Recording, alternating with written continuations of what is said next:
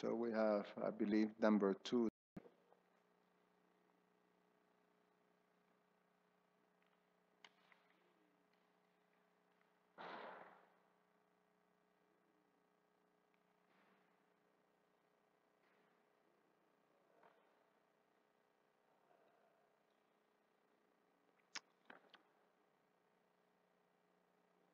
The chapter is entitled Instructions for Civilized Human Beings.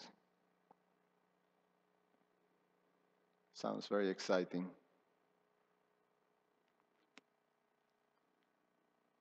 So, you can chant after me. We can chant this one, and then I go back and chant number 1, and then with 2. Jnananistha jade jani kabyani atmatyam ichchata daivicha tat abhabhesyat itarebhyo jatarhata jnananistha jade jani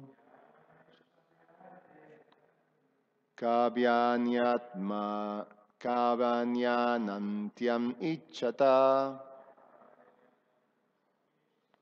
Daivi chattat abhabhe syat Itarebhyo jatarhata Jnananistha jade jani Kavanyanantyam ichchata Daivicha tat abhave syat Itarebhyo jatarhata. Please chant.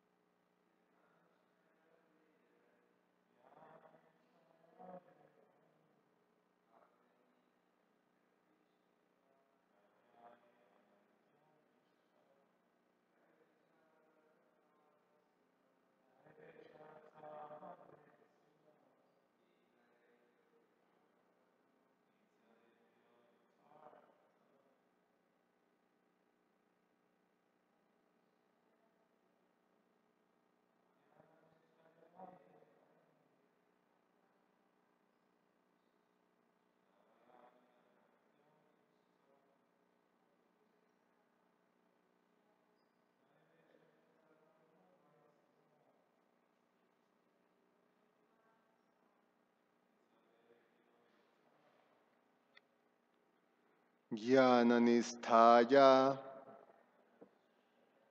To the impersonalists or the transcendentalists desiring to merge into the Supreme. The yani, to be given in charity. Kabhyani, ingredients offered to the forefathers as oblations. Anantyam, liberation from material bondage. Ichchata, by a person desiring. Daive, the ingredients to be offered to the demigods. Cha, also. Tat abhave, in the absence of such advanced transcendentalists. Syat, it should be done. Itarebhya, to others. namely those addicted to fruitive activities. Yatha artaha, comparatively, or without discrimination. Oh, sorry, or with discrimination. With discrimination. Sorry. Translation. Actually, because the other one is really, I'm going to go back to number 1 and then read both translations.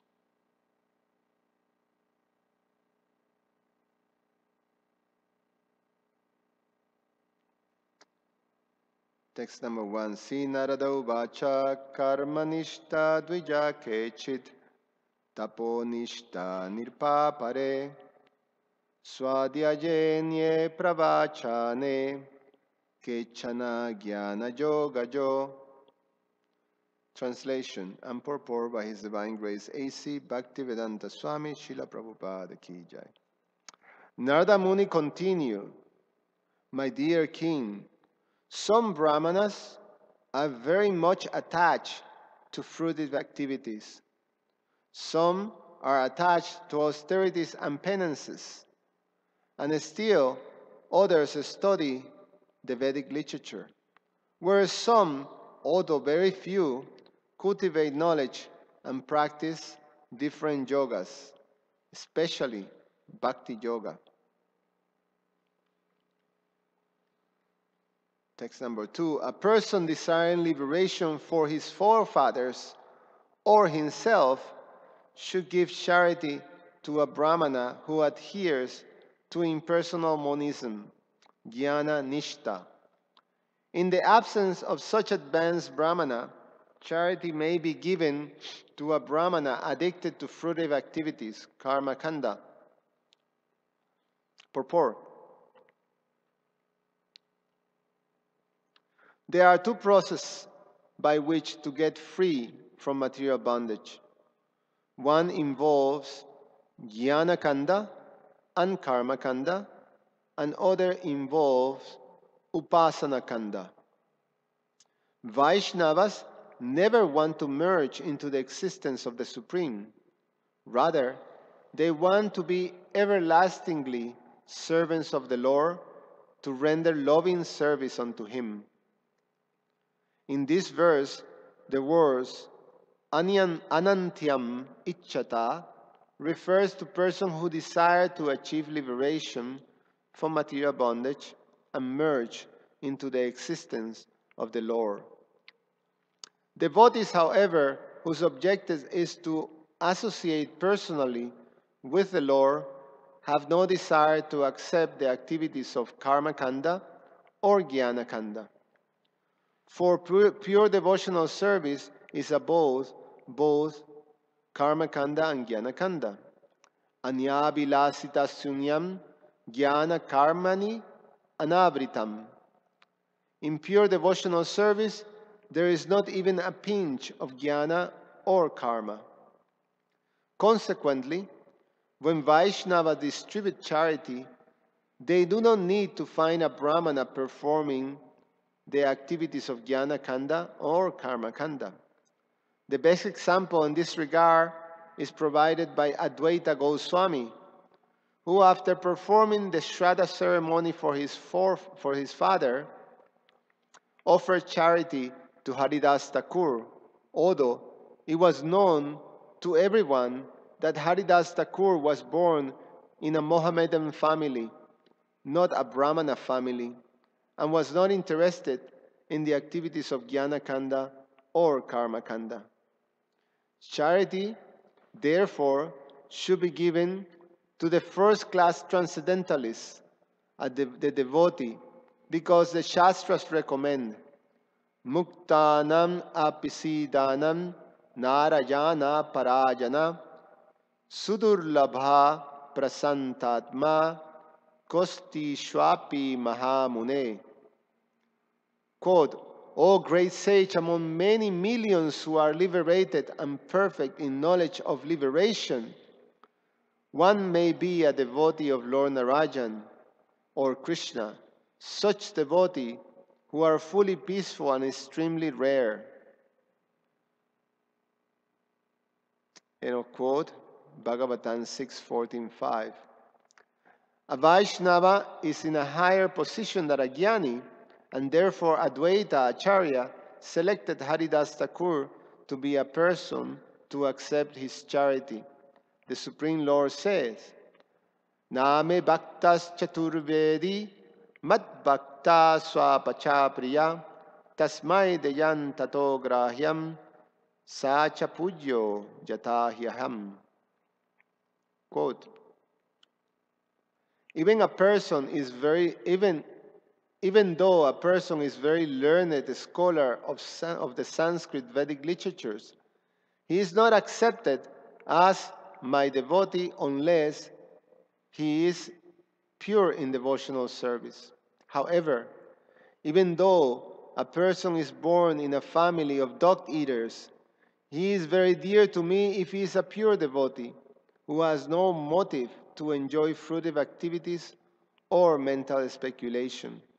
Indeed, all respect should be given to him, and whatever he offers should be accepted. Such devotees are worshipable as I am. Hari Bhakti Vilas 10, 127. Therefore, even if not born in a Brahmana family, a devotee, because of his devotion to the Lord, is above all kinds of Brahmanas, whether they be karma kandis or jnana kandis. In this regard, it may be mentioned that Brahmanas in Vrindavan, who are karma kandis and jnana kandis, sometimes decline to accept invitation to our temple because our temple is known as the Angareji temple or the Anglican temple.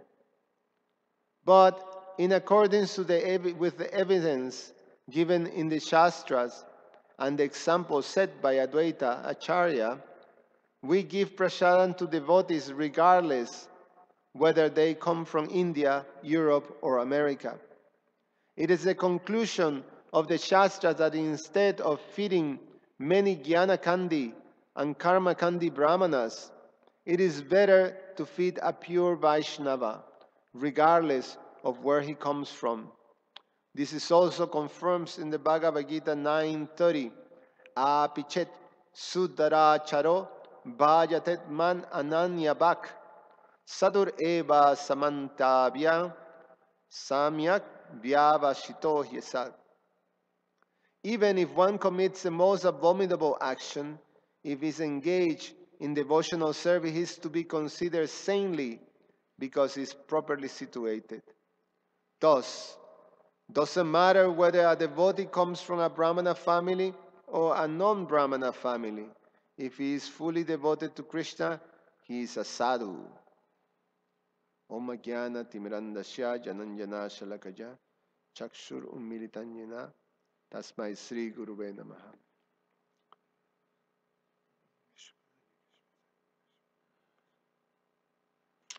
Namo Vishnupadaya Krishna Prasaya Bhutale Srimate Bhaktivedanta Swami Iti Namine Namaste Saraswate Deve Gauravani Pracharine Nirveshesha Shunyavadi Pashatyade Satarine Bancha Kalpa Taruvyasha Kripa Sindhu Vyevacha Patitanam Pavanevyo Vaishnavevyo Namo Namaha.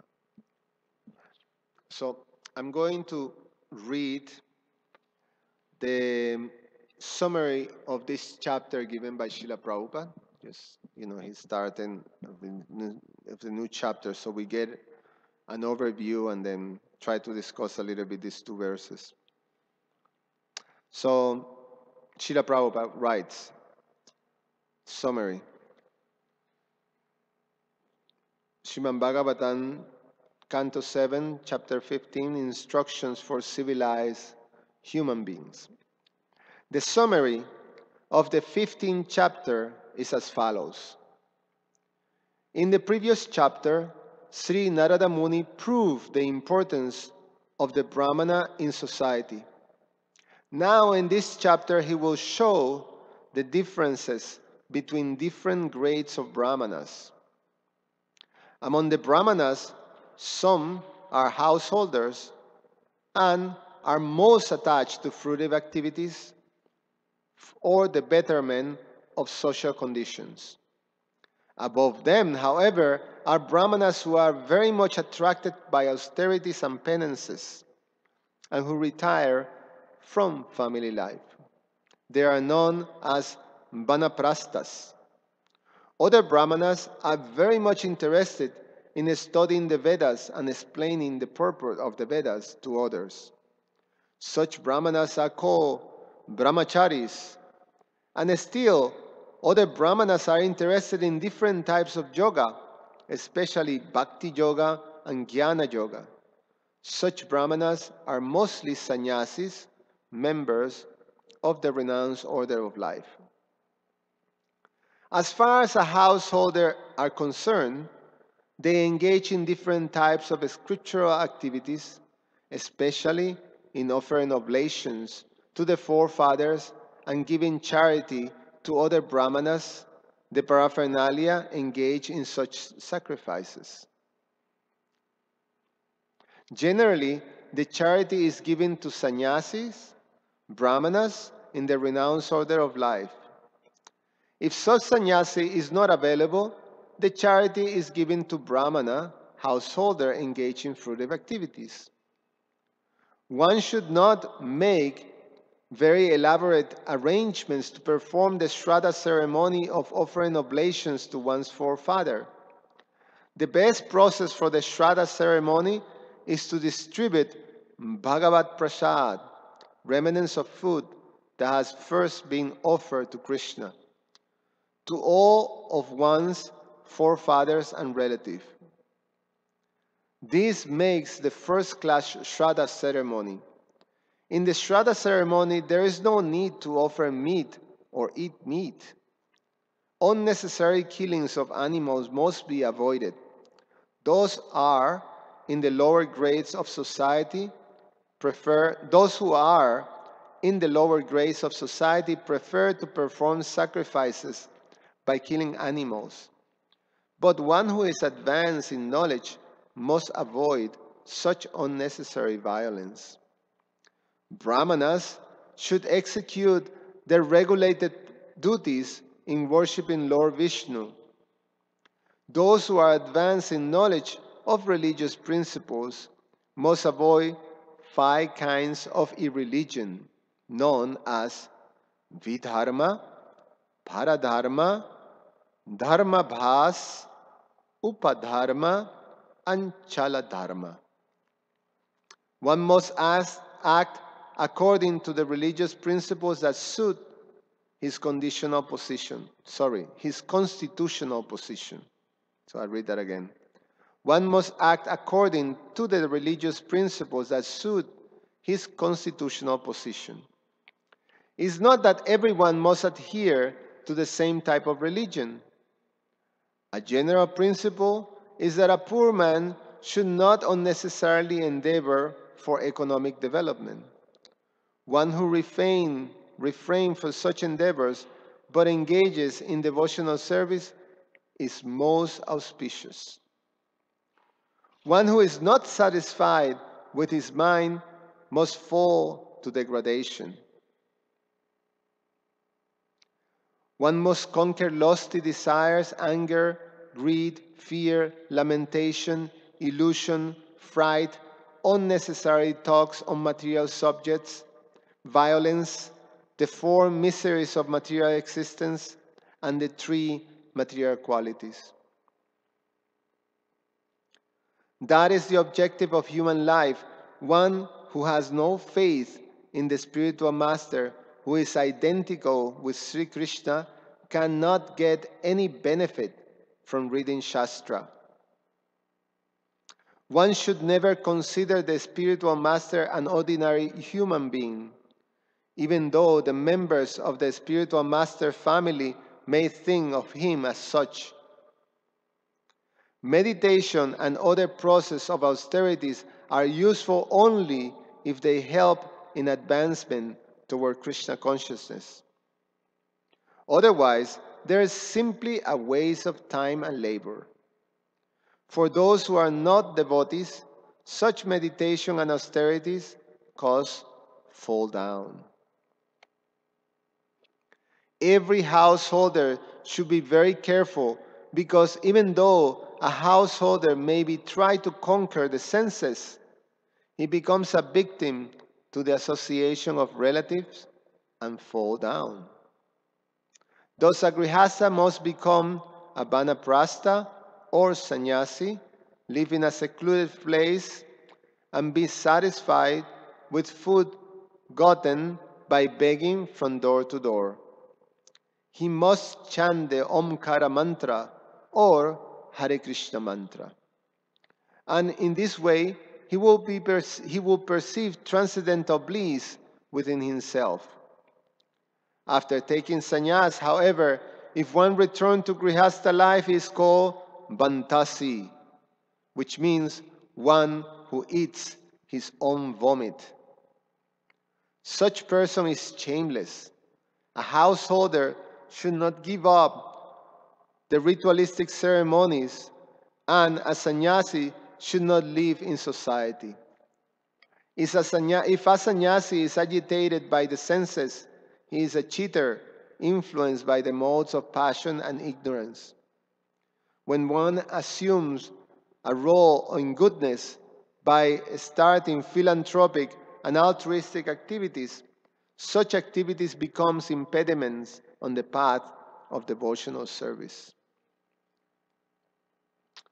The best process for advancing in devotional service is to abide by the order of the spiritual master, for only by his direction one can conquer the senses.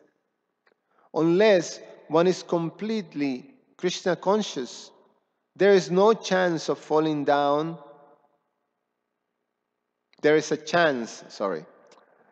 Unless one is completely Krishna conscious, there is a chance of falling down. Of course, in performing ritualistic ceremonies and other fruitive activities, there are also many dangers at every moment. Fruitive activities have been divided into 12 portions, because performing fruitive activities, which are called the path of Dharma, one has to accept the cycle of birth and death.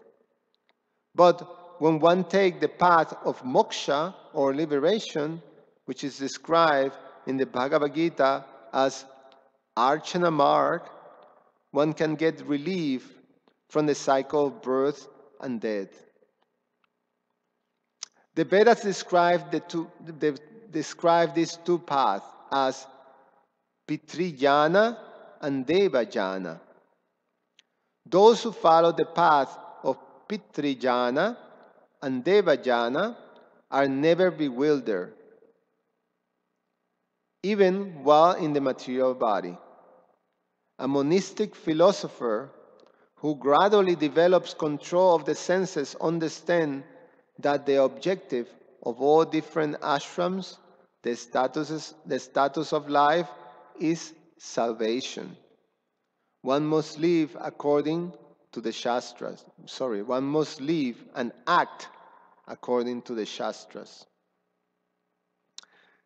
Last paragraph. If one is performing the Vedic ritualistic ceremonies, if one who is performing the Vedic ritualistic ceremonies becomes a devotee, even if he is a grihastha, he can receive the costless mercy of Krishna. The objective of a devotee is to return home, back to Godhead. Such devotee, even though not performing ritualistic ceremonies, advance in spiritual consciousness by the supreme will of the personality of Godhead. One may actually become successful in spiritual consciousness by the mercy of a devotee, or one may fall from spiritual consciousness by being disrespectful to devotees. In this regard, Narada Muni narrated the story of how he had fallen from the Gandharva kingdom, how he was born in a Sudra family, and how by serving exalted Brahmanas he became the son of Lord Brahma and was reinstated in his transcendental position. After narrating all these stories, Narada Muni praised the mercy received from the Lord by the Pandavas. Maharaj Yudhishthira, after hearing from Narada, he became ecstatic in love of Krishna, and then Narada Muni left the place and returned to his own place. Thus, Sukadev Goswami, having described various descendants of the daughters of Daksha, ends the 7th canto of Srimad Bhagavatam. So this is a summary of this chapter, Instructions for Civilized Human Beings, and focus basically on Brahmanas and the different levels of Brahmanas within the Vedic social structure or the Varnashram structure.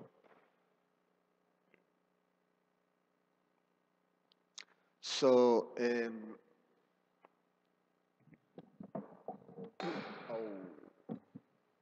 disaster. Sorry.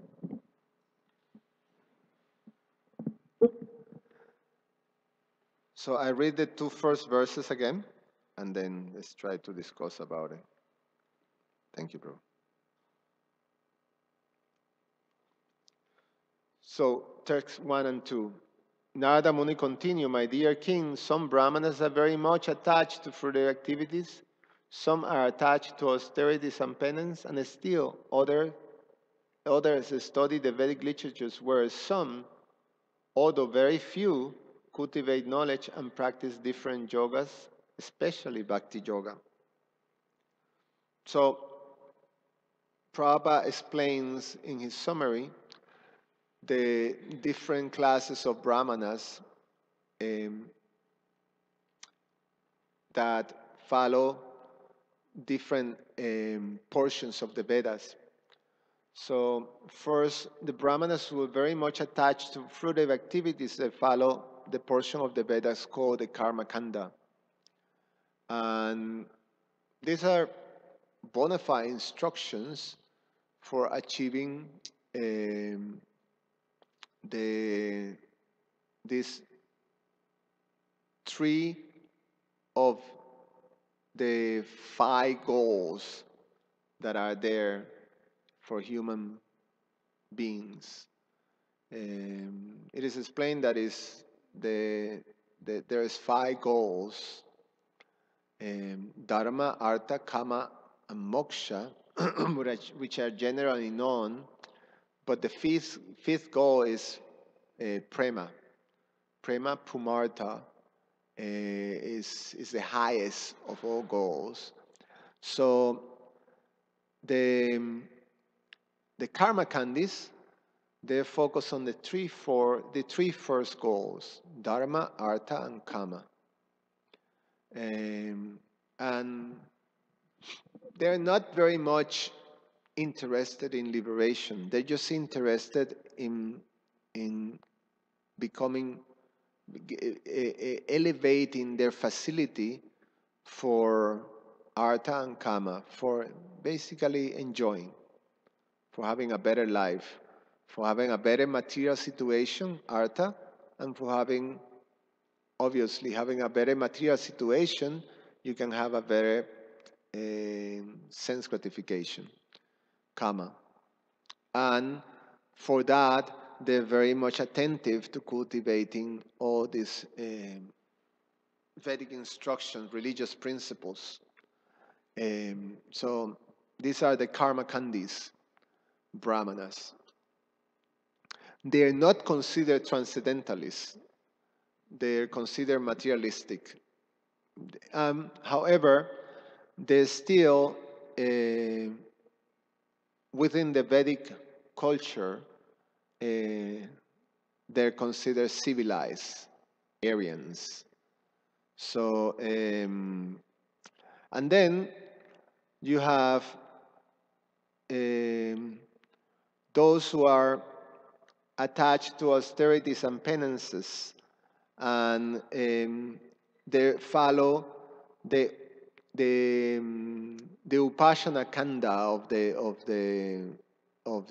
the Vedas, that focus more on the fourth goal, which is moksha, liberation, and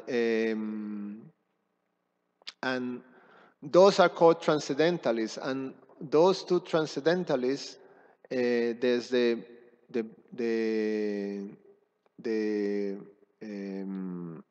monistic ones, the Jnana Kandis, and also the Jnana Kandis, the impersonalists, but also yogis that are trying to connect to the super soul, but they still don't have a conception of the personality of Godhead. So both are transcendentalists, and they're very much attached to performing austerities and penances and studying the Vedic literatures. So the yogis and the jnanis. And their focus, their goal is to become free from material existence. And because they don't have a conception of the personality of Godhead, then their goal is to merge into the impersonal feature of the absolute truth. And then you have brahmanas, and they're explained that they're few because they are the bhaktas, those who not only understand this jnana, but they able to apply the knowledge of I'm a spirit soul, I'm Brahman, and being able to have a perfect connection with the absolute truth in his complete feature, which is, the Supreme Personality of Godhead. So they can act in the understanding, they can act in the spiritual understanding. The impersonalists, there is no action. It's just like a state of suspension. There's nothing. So there's no, the action for the impersonalists becomes, something that they want to, they reject. Activities, action, they reject. Their goal is to merge into this effulgence of the Lord, which is an all-pervading energy that have no variety and has no activities. So the transcendentalist, who is the bhakta, he's acting as a spirit soul. He's acting in the relationship with the Supreme Personality of Godhead. They're explained that very few. And Krishna says that in the Bhagavad Gita too. In Manushyanan Sahasresu, that verse, Kashit, I'm pretty, say it or complete.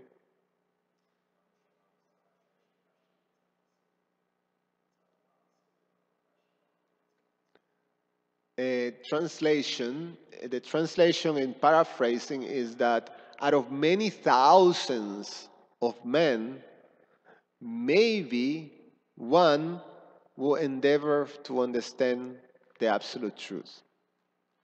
And of many of those who try to understand or advance in transcendentalist, as a transcendentalist, hardly one knows him in truth.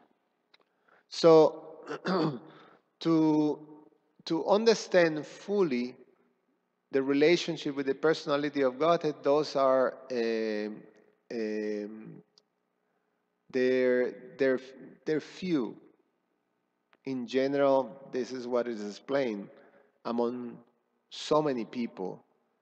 One who becomes a pure devotee is there is not, the common thing.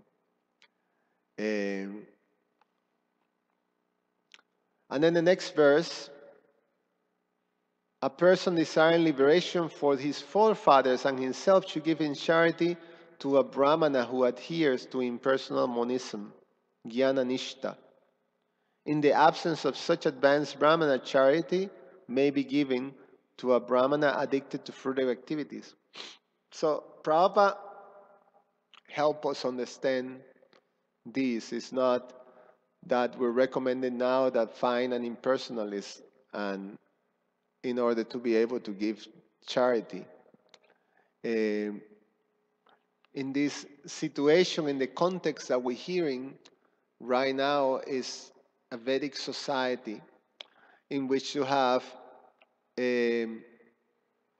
people that is going through the different stages of society, and it is explained that in this civilized society you have householders that have to perform the Vedic rituals, and the natural evolution of the householder in this Vedic society is that as he trying to better his his family's material situation, the prescription is all these Vedic sacrifices, and while doing these Vedic sacrifices, naturally, he's also being purified, because there's, along with sacrifices, there's also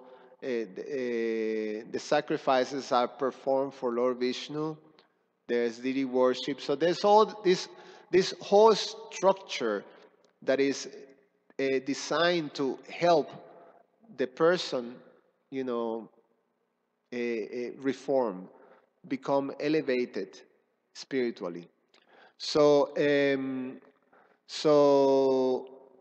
the natural succession is that from householder life, in which you have to deal with economic development and your material situation, then the performance of sacrifices according to the Vedas is done, and then the natural thing that happens is that you move, as you also progress materially, you also progress spiritually, and then you come to the next stage, which is vanaprastha, and in vanaprastha, the brahmana start to become absorbed in austerities and penances.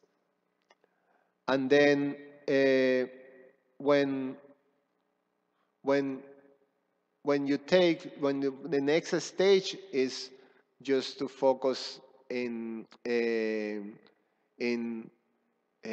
cultivating the Vedic knowledge, jnana kanda, the jnanis, and teaching to others, teaching the Vedas to others, especially the part that deals with your spiritual nature. If we go back to the descriptions of the sannyasi, he understands the spiritual knowledge, and he goes and travels and teach that spiritual knowledge. So now the sannyasi could be the initial stages of sannyasi in this succession, in this social structure, because the sannyasi is still within the social structure, and the beginning stages of the sannyasi is still within the impersonal, um, conception. So the explanation here is that you give charity to the highest transcendentalists within the social structure, and that is the sannyasi. If the sannyasi is not there, then you look for at least someone who is that is still is a brahmana who is follower of the Vedas. So you're trying to find, when you're offering respect and giving charity, you look for the highest qualified person, as is understood in society. Now, when it comes to a Vaishnava, the Vaishnava is higher than all, and that's what Prabhupada explained in the purport. The Vaishnava doesn't fall within this social structure, it's beyond the social structure. Because a Vaishnava could be in this renounced order of life, but a Vaishnava also could be within the householder life, and a Vaishnava even could be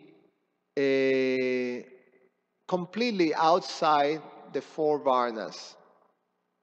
A Vaishnava could fall even, in the situation of Haridas Thakur, who took birth in the family of Melechas. Melechas are considered outside the four Varnas, the four, civilized, what is called the civilized structure is outside of that. So the Vaishnava is beyond this whole social structure. And the Vaishnava is considered the highest of all. Why? Well, again, from the verse of one who understands his relationship with the personality of Godhead, someone who is acting, who understands his nature as a spirit soul, but also what are the activities of the spirit soul and the relationship the spirit soul have with the Supreme Personality of Godhead. Then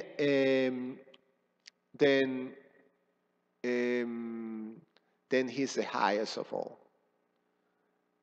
And therefore, the best recipient for any service, for any charity, is the Vaishnava. And Prabhupada quoted the example of Srila Advaita Acharya while performing the Shraddha ceremony.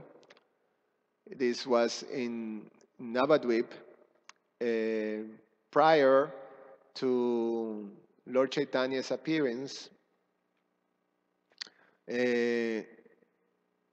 Advaita Acharya was very close to Haridas Thakur. And Advaita Acharya, being the most elevated Vaishnava in Navadvip, he immediately could understand how elevated was Srila Haridas Thakur. Although Haridas Thakur has taken birth in the family of Melechas, because he was a pure Vaishnava, Srila Advaita Acharya could understand how elevated he was. So now the whole during this time, Navadvip was considered like a mecca of Vedic knowledge. So it was, I don't know, something like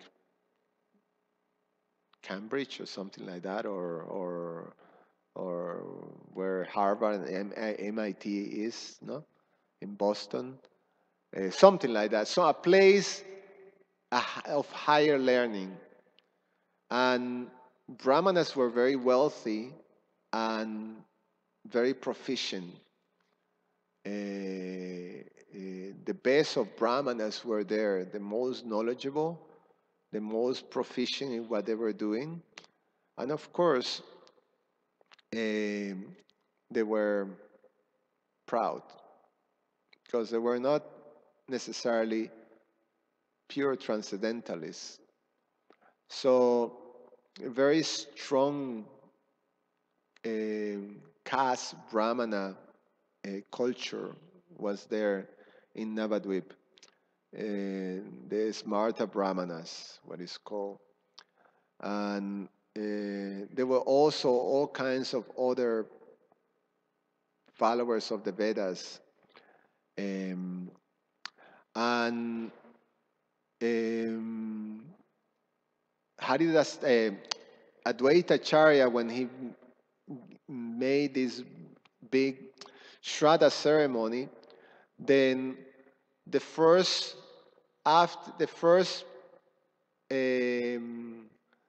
you give the first plate of prasadam to the highest personality. So it's an honor.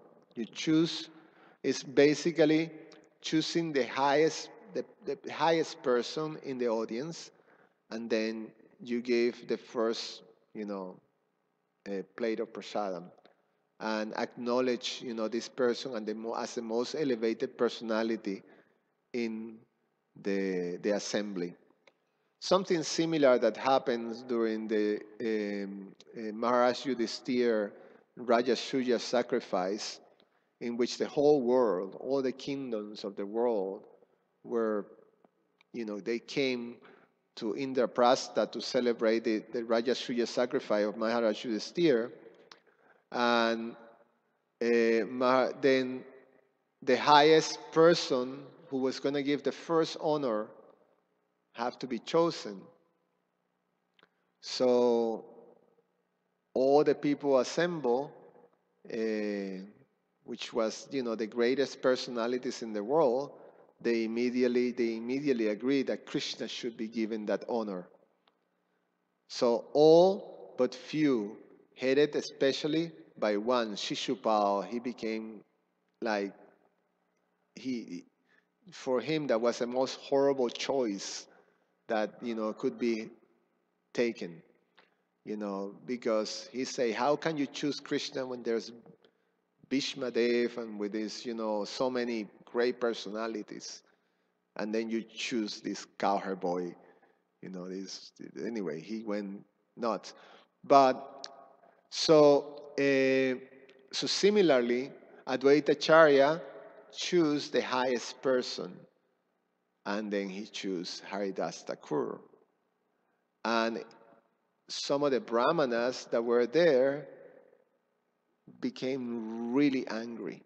Specifically, there was one Brahmana that became really angry. I think his name was, what was the name? Starting with C. I didn't prepare, so I can, but yeah, well, I can remember his name. But the fellow became really upset. And he's starting to confront Advaita Acharya that how, he lost his mind.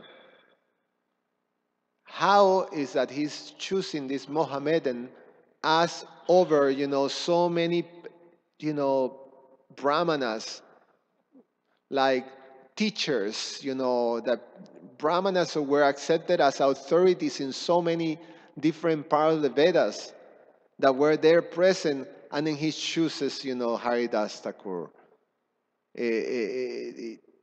He was really upset. And Advaita Acharya even become more upset. So, anyway, Advaita Acharya kicked this Brahmana out, and much later, this Brahmana was found he was attacked by some heavy leprosy, that his body basically melted because of his offense to Srila Haridas Thakur. So the point is that the best person is a Vaishnava, and charity to a Vaishnava, service to the Vaishnava is the greatest choice. Something similar to what we spoke yesterday about, the importance of serving the devotees, and Prabhupada explains in the summary the example that Narada himself gave, and later we're most likely going to hear about it. There were some amazing things said in this summary that I can't wait, to go to the verses and be able to hear in a little more details, Prabhupada's explanation about different things that were said there. But one of the things is Narada giving the example of himself, how the greatest fortune is to find a Vaishnava and being able to serve a Vaishnava. That's the greatest fortune that one can have. Brahmanda Brahmite Kona Bhagyavan Jiva. Guru Krishna Prasadapai Bhakti Velata Bij.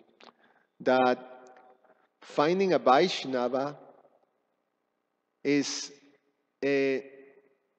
considered the most fortunate thing that can happen to us, because the Vaishnava plants within our heart the seed of devotional service. And although devotional service is so rare, that you can see that, that like so many people have to go to, especially in the structure, in the Vedic structure, it takes lifetimes to come to the position of bhakti. It takes lifetime. What is the verse? Out of many thousand, Jnanavam mam prapadyante. Daivihyesha gunamayi. Daivihyesha gunamayi. No. Jnanavam mam prapadyante. That after many births, one eventually, after many births, eventually one come to the end of all knowledge. Jnanavam mam prapadyante. And then when we come to the end of all knowledge, then is you surrender to Krishna. Bahunam jammana ante, jnanavam mam prapadyante. Bahunam jammana ante. After many thousands of verses, the jnani, this jnani that we're talking here, the jnani, which is, the one who focused fully in his spiritual nature and coming to liberation, the monistic, the jnani, after cultivating this knowledge, this jnana, this Vedic knowledge, for many thousands of life, he comes to the end. He comes to the highest. And the conclusion is prapadyante, surrender, who surrender to Krishna. And then Vasudeva Sarvangiti, he accepts Krishna as everything. Samahatmas Durlabha, very rare, this personality. So, something so rare that is not easy to achieve. It takes thousands of lives in this regular Vedic structure. One can receive regardless of one's position, one can receive from the Vaishnava devotee. And, that which takes thousands of lives, we receive. So therefore, that's like, I guess for, a gross example is, for the person who are constantly playing, that silly lottery thing, that, they're looking at the, finally, you hit the jackpot and then you get the whatever, so many millions of dollars. Oh, the fortune, how fortune. Out of many thousands of people, then just one, hits right there. So the position of coming in contact with a Vaishnava is a very fortunate thing. So Narada Muni explains that in his life. So, and what is the most unfortunate thing that can happen to someone? That although you find a Vaishnava, by great fortune, you offend the Vaishnava. So offending a Vaishnava is the greatest misfortune that can happen to someone. So Narada Muni explains that, because in his life, his previous life, he offended a devotee, and he was cursed to take birth as a Sudra, Narada Muni. So he took birth in a Sudra, with a Sudra mother, with no father. So really hardship, really hard situation. But when these great personalities get cursed by some other great personality, they usually, the curse has a two part, has a suffering part and has an amazing benediction. So Narada Muni, in his previous life, he took birth as a child with this Sudra mother, single mother, and he had the opportunity to reform himself by serving the devotees. So he was able to serve the devotees, and by serving the devotees, he again regained his Krishna consciousness, and he had in his next life able to take birth as Narada Muni. So anyway, something that I can pull out of the hat today. Any comment or questions? Yeah, Jai Baladev Prabhu.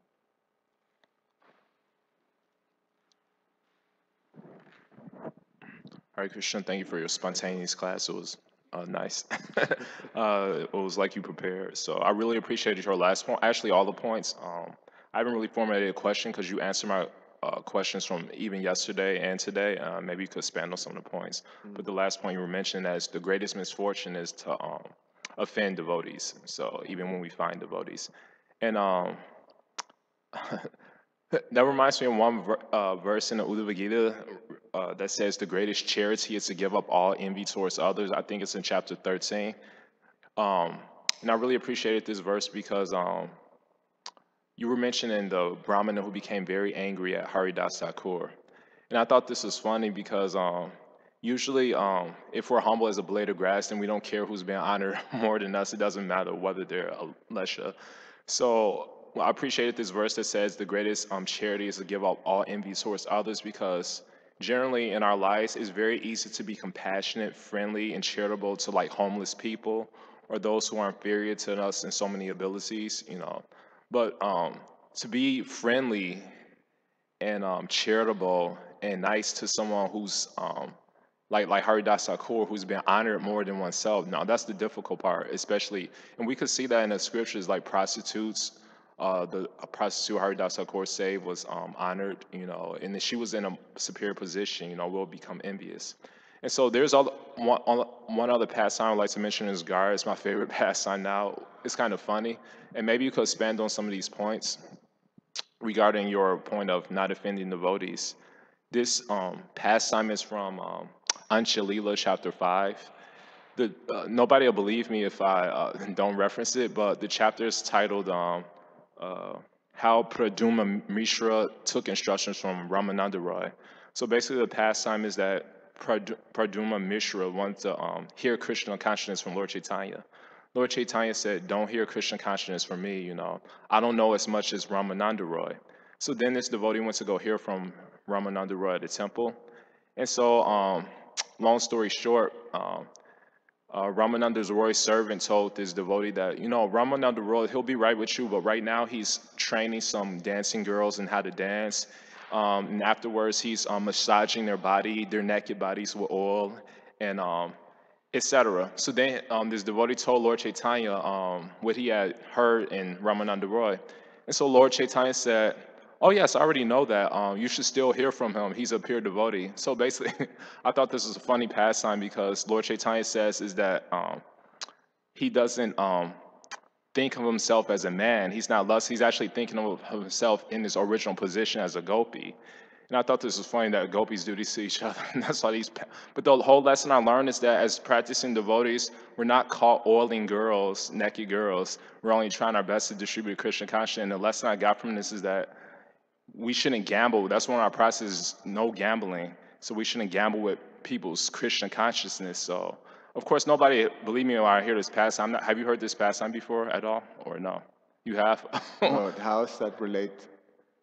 It relates to the point that, this devotee, the Brahmana you mentioned, who became Oh. angry, he became angry at Haridas Thakur. Why? Because he judged his consciousness. He gambled with, so our process is no gambling with anyone's consciousness.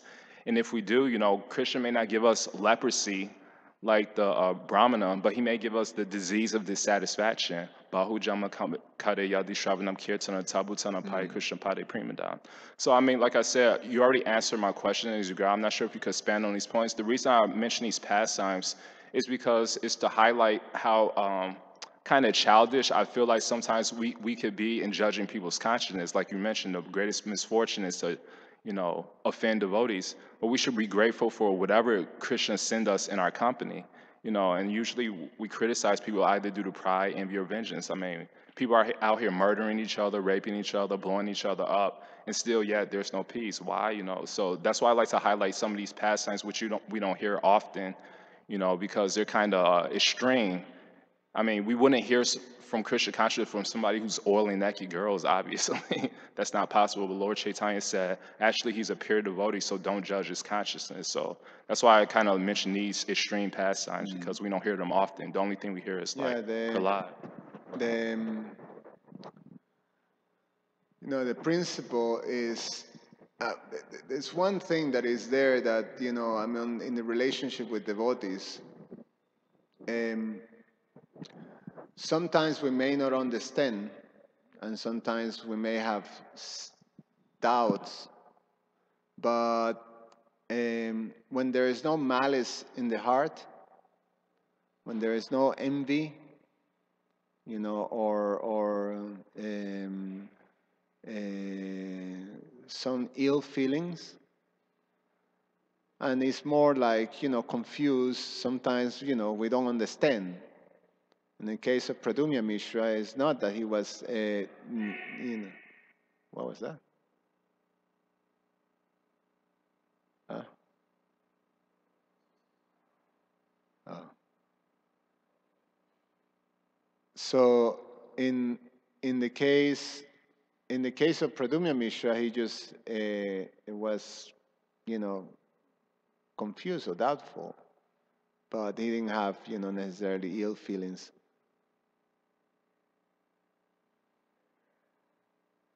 So pretty disrupted, no?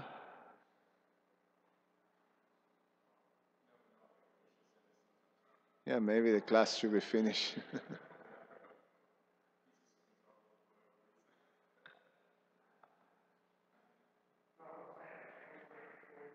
Can you tell that guy to be quiet?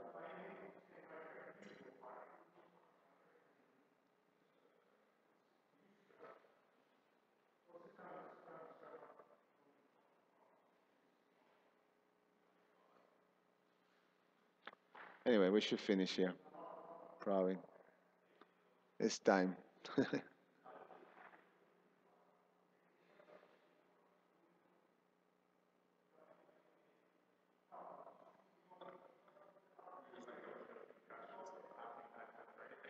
Grantara Srimad Bhagavatam ki jai.